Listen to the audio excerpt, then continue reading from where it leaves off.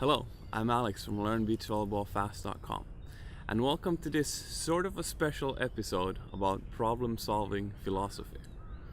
Now, some people might ask, what sort of vague name is that? Like, what does problem-solving philosophy actually mean? And am I not supposed to learn volleyball on like a volleyball YouTube channel rather than some sort of weird philosophy? And a part of me agrees, a part of me disagrees, and which is the reason why I'm making this video in the first case. Because what we're going to talk about here, well, this might not be for everybody in a sense, because it might be sort of a little bit deep, a little bit philosophy, a little bit like we're putting things together here on another level than maybe for example in a more tutorial kind of video where it's like, hey, you can do this and this and this and this and this, and then it's done. However, if you actually take the time to watch this video, this will be a little bit longer because philosophy sometimes takes time, and you will see why it's worth taking that time. So if you do take the time to watch this video, there's a chance that you will be like, end up thinking like, why the hell has no one ever told me this before? Like, this is the stuff that they should teach us in school. This is the stuff that it's like, it's going to help you so much. And the way it's going to help you is solve problems. Because guess what? We all have problems in our volleyball careers, in our lives, everywhere. There's obstacles and problems when we go forward. We have a skill set we don't have that we need to learn. We cannot find a partner to the next competition.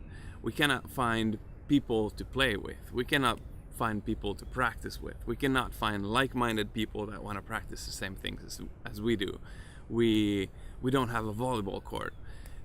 There's unlimited different problems that we're going to have on our journeys, like from this start to the end. There's going to be problem. And what if we all of a sudden learn a technique to solve these problems in a more efficient way that's also way more enjoyable and fun for you, as well as better? Well, maybe you can sort of start to like see that in the future, if you have that solution, life would be more interesting, more effective, and just better. And this is what this video is about. So yes, problem-solving philosophy might feel a little bit vague, but it's actually going to be very, very, very practical in the end. And in this video, first I'm gonna explain the concept more in a concept sort of way, and afterwards we'll go into a lot of practical examples. So even if you're more practically minded person, I won't forget you. There will be a lot of practical examples of how to apply this concept into your volleyball career and life in the end of the video. Okay, one small little thing before we start, which is actually, so let's say that you now want to watch this video. You feel like, hey, this problem solving stuff is something that I need. But then you're seeing that this video is sort of lengthy, and I don't know if I have time for that because I have a bunch of other stuff to do. That's actually our first problem. It's our first obstacle that we can solve in a way. And there's one solution that I can foresee might happen in the future, which is that if this video is sort of going to be lengthier and I'm just going to be here standing, people might want to have a podcast, an MP3 version of this video in the future. So you can just put it on your phone and go on a walk to work or to the volleyball courts or whatever, and just listen to it while you're doing something else, which is going to save you time. If that would be you, you should write that in the comments or join my Facebook group. The link is below, and we can solve that. But if you're watching the video version, just sit down comfortably, relax, Open up your mind for new possibilities, new ways to think at stuff, and be prepared to maybe even have your life changed.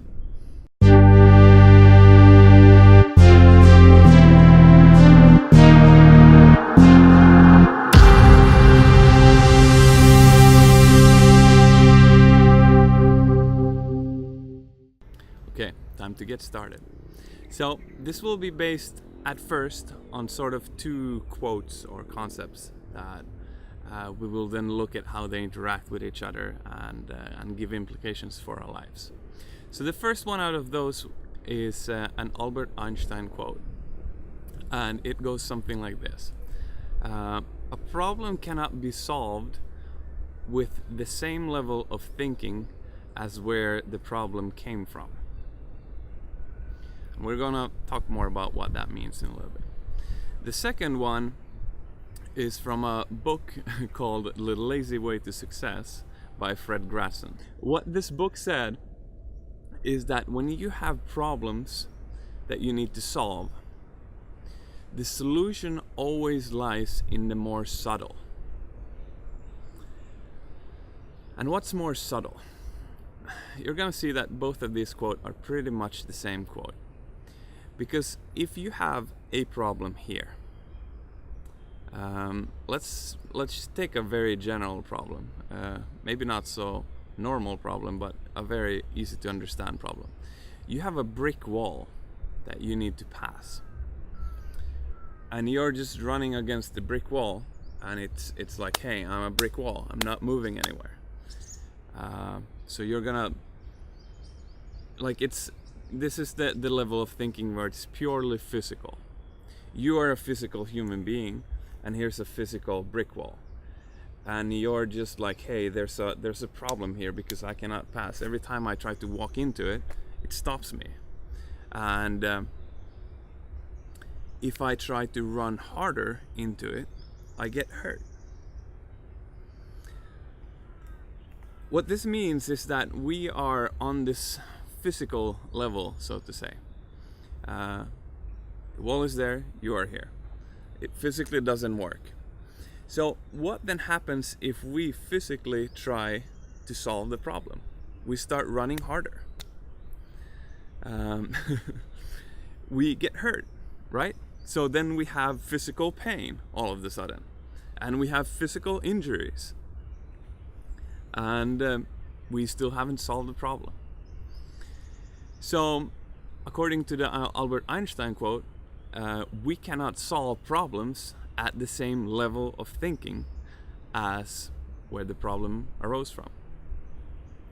We have a physical problem, we cannot find a physical solution.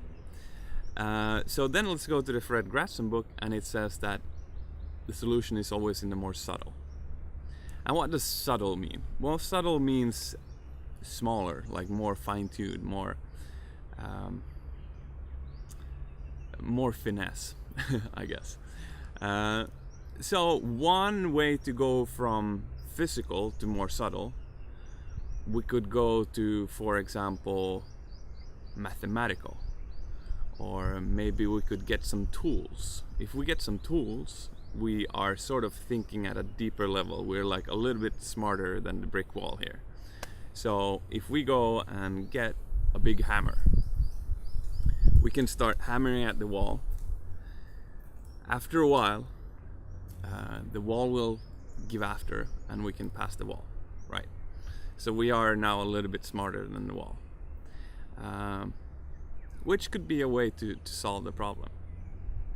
However, if we did this, we might still get a sore shoulder or something after a while, because we have to hammer at the wall for so long. So what if we then go even more subtle? Let's go to what I just said. I said mathematical. Could we somehow mathematically build some sort of machine that is stronger than ourselves, so that we don't need to move the hammer? Maybe we can use our power in a more efficient way somehow, and have something else move the hammer. And now we're maybe moving towards some sort of electrical tool or whatever. electricity, that's a lot more subtle than physical reality.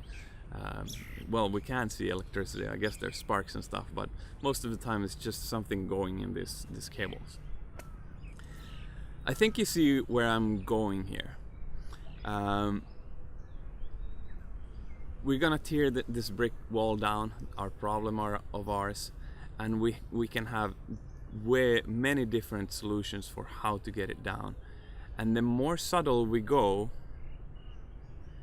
the more efficient and easier it will be for us to get it down. Because here's the thing, I'm actually gonna go as subtle as psychology here. Imagine that you were a construction worker and your job was to take this wall down, and you have all the tools. You have this pneumatic drill or whatever, and you can just like, and the brick wall goes down. But you still hate your job. So you still have a problem in a way. Sure, the wall is going down, but you don't like it. It sucks doing this stuff. It's not fun at all. Which means that we still have a problem at some sort of level. You know, we might not have the wall problem anymore. We might not have the sore shoulder problem. We might not even have the electricity problem. But we have a psychological problem down here. Which means that we need to go even further down to solve that problem. And yeah, this is not going to be how to enjoy taking down brick walls psychology lesson. But I want you to see the point I'm making. If you have a problem, the solution is in the more subtle. If you still have a problem, the solution is in the even more subtle, and even more subtle, even more subtle. So, in very short, the message of this video is stop fighting and start outsmarting things and problems. And I guess I actually myself, I know that in school we learned about the Trojan horse, or however that's pronounced. I also know that there's David and Goliath, and which I actually haven't read myself, or I think at least. And they try to teach this in school to us. If they talk about these stories for us. But the thing is that in life, in volleyball, the human beings, our natural response is to attack at the same level as where the problem is. We just see a problem. We're like, hey, I cannot handset. Well, let me just like do it more. Let me just do this wrong technique many more times, and let's see if it works out. Let's not change anything and hope that it gets better. And that's exactly the opposite of what Einstein was saying. He said we cannot attack a problem with the same level of thinking as where the problem arose from. But the interesting thing here is that once you start seeing this, noticing this in yourself, once you start solving problems in a more smart way, you're going to realize and notice that still, even if you know about this concept, your natural response to things will usually be to not try to outsmart them. You will get frustrated. There will be a problem and you get frustrated, and you just want to get this frustration away, so you start fighting it.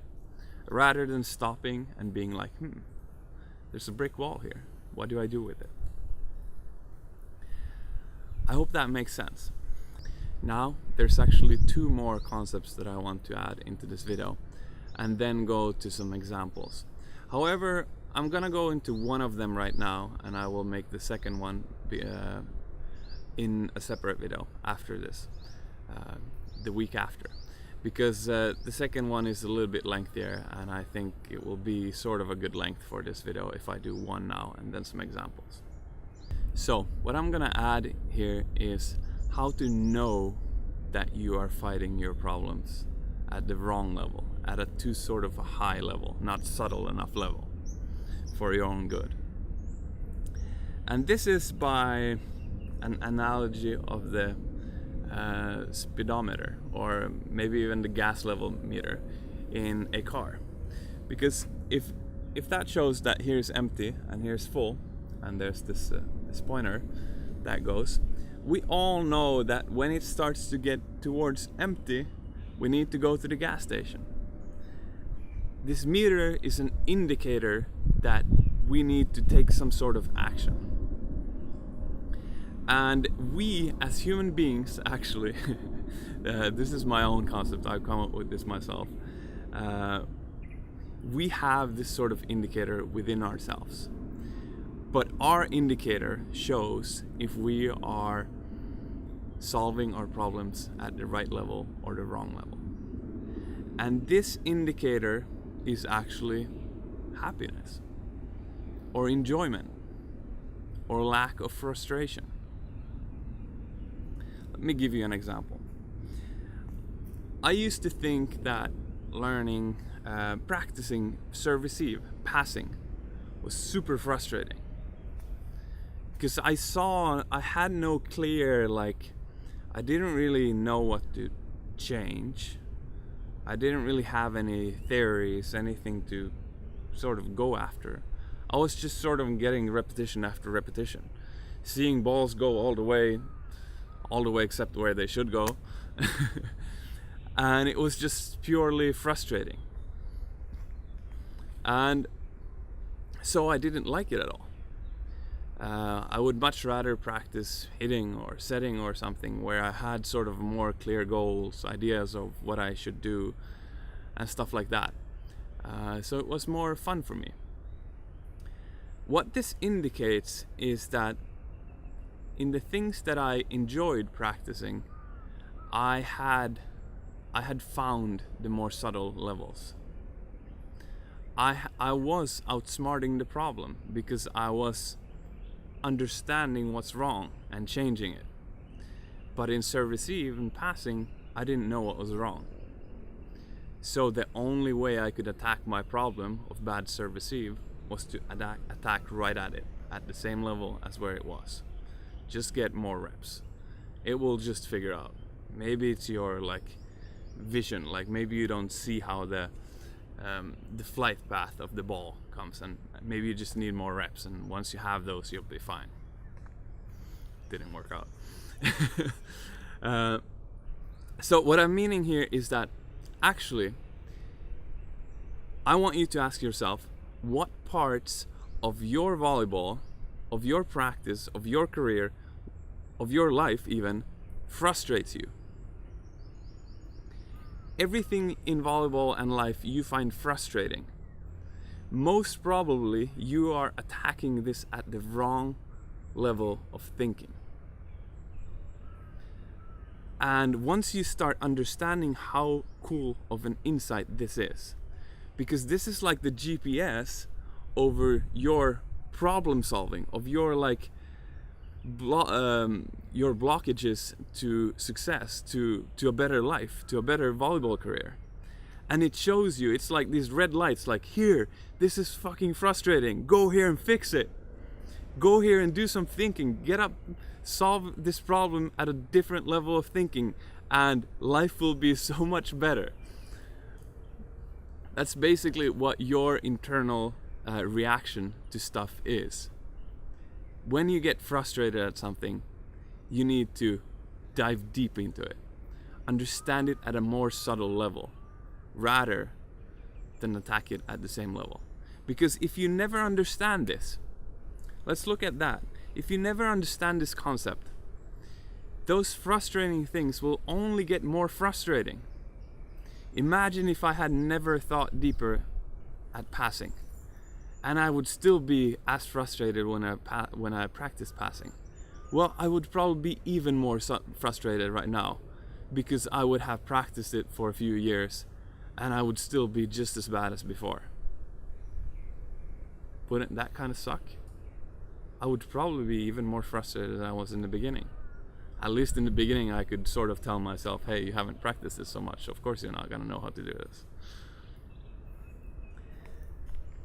I hope you see how powerful this is, and I want you to not only start using this frustration of yours as a sign, as a positive sign that you're about to reach a breakthrough, because that's what it is. It's like the sign that soon you are going to reach a breakthrough once you take some time and find the more subtle solutions.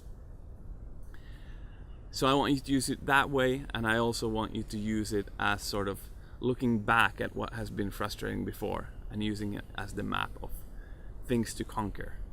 Maybe you should even write down a list, the 5 top most frustrating things that you have in your volleyball career right now.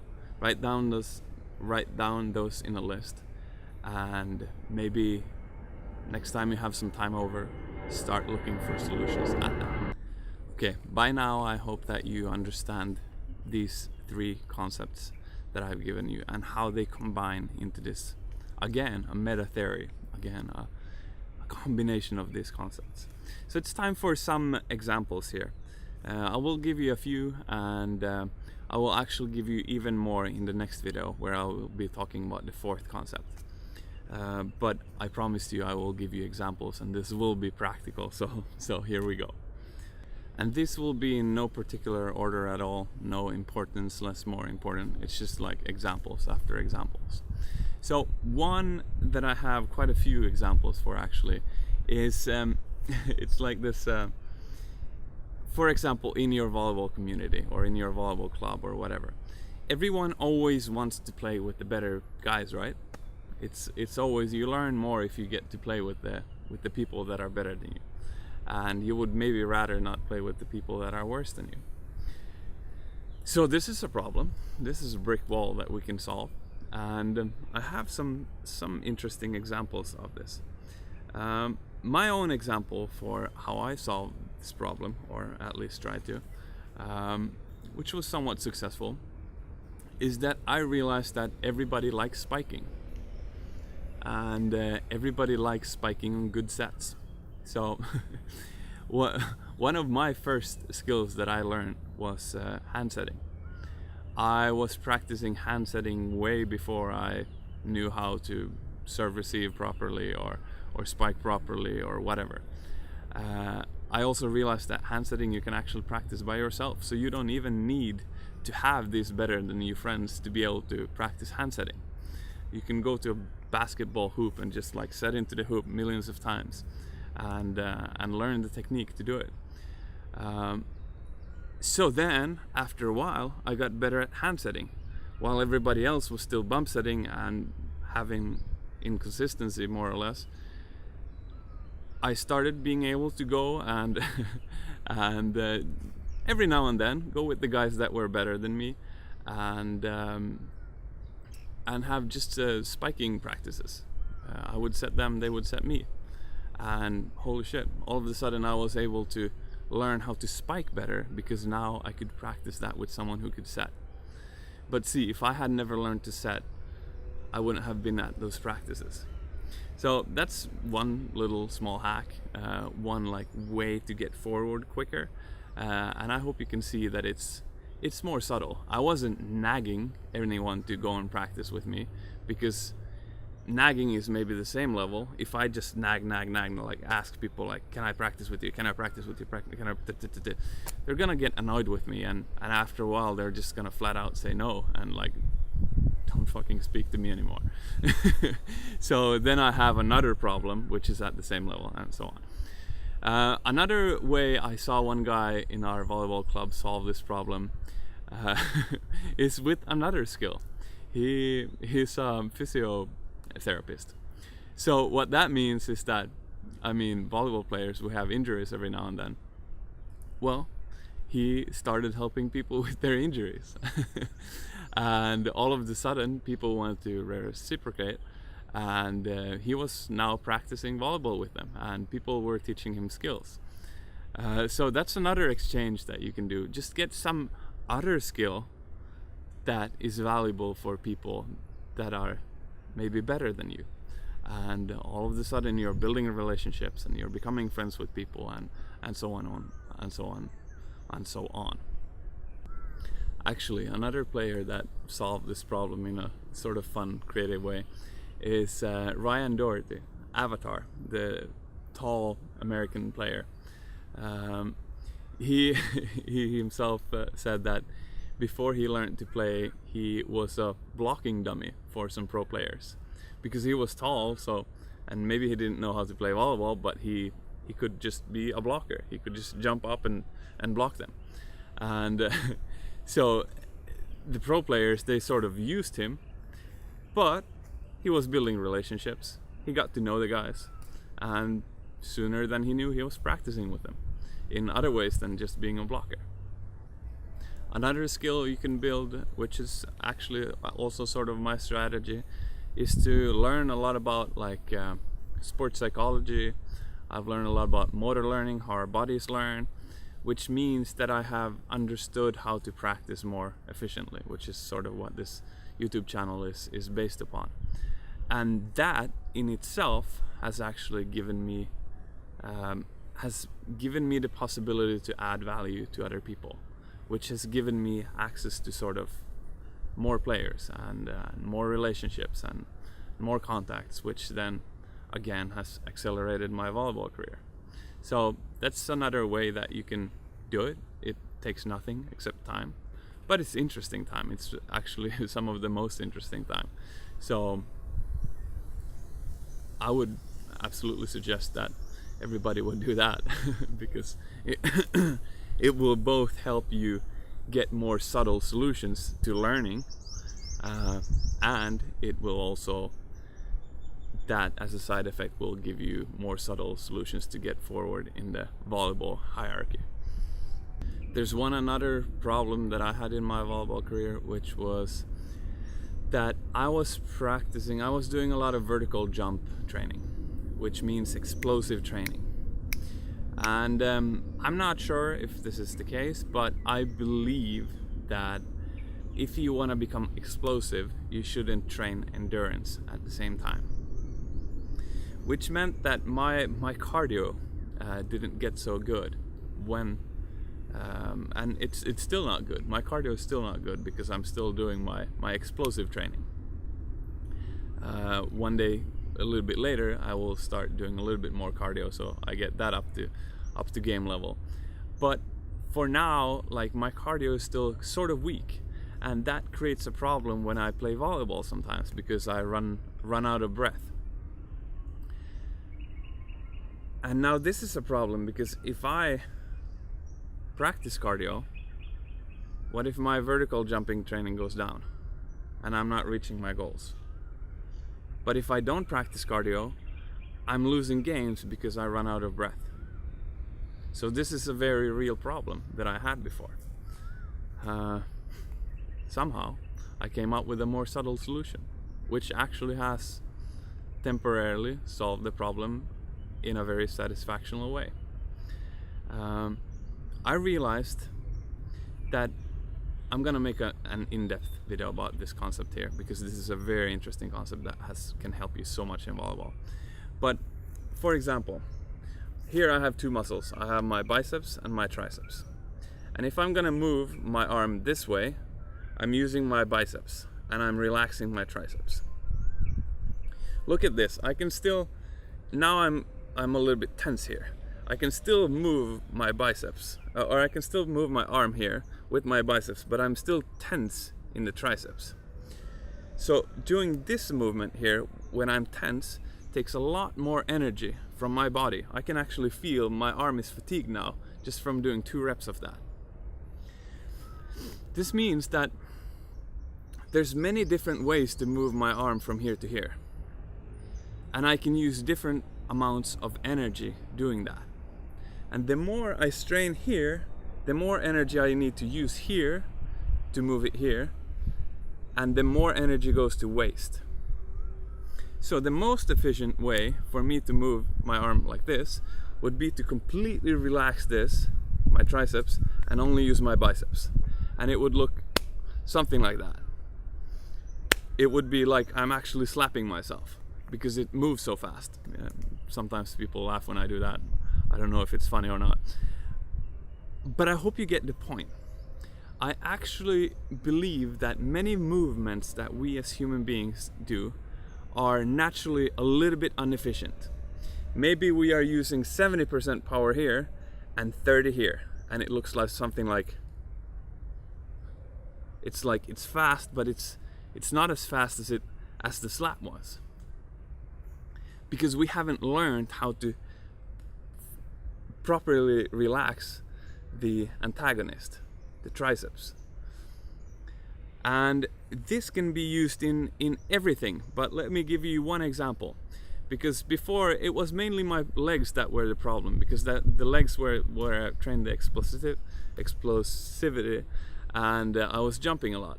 So if I had to be, for example, a full-time blocker in a game and serve and run to the net and pull from the net, and then people would serve me and I would have to attack and my legs would just like run out of power. And there's a few games where I just collapsed, like my legs just didn't move anymore, so I just like gave up and lay down in the sand.